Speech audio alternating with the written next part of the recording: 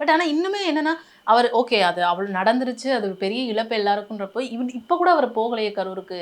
போய் அந்த இல்லையேம்மா. பாதிக்கப்பட்டவங்கள பார்க்கலையே. வர வச்சாரே அவர. அவங்களெல்லாம் பஸ் புடிச்சு இங்க வர வச்சாரே. நீ ஒண்ணு அதுவே ஒரு பெரிய விஜய் விமர்சனம் சார் தான். வந்து ஒண்ணும் இல்ல.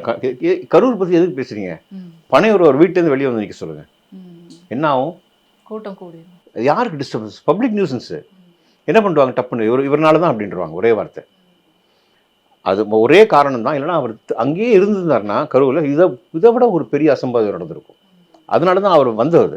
இல்லைன்னா வந்து அங்கேருந்து அவர் வந்திருக்கவே மாட்டார். திருப்பி ஹாஸ்பிட்டல் போயிருக்கலாம். போயிருந்தாருன்னா என்ன பண்ணுவாங்க? இந்த ஸ்டாம்பேடில் என்ன அரசியல் நான் தான் சொன்னேன், என்ன வேணால் நடக்கலாம்.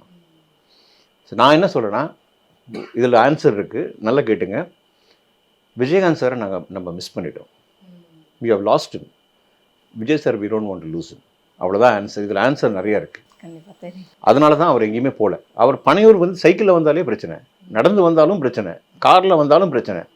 வேறு யாருக்காவது இந்த பிரச்சனை இருக்கா நீங்கள் சொல்லுங்கள்.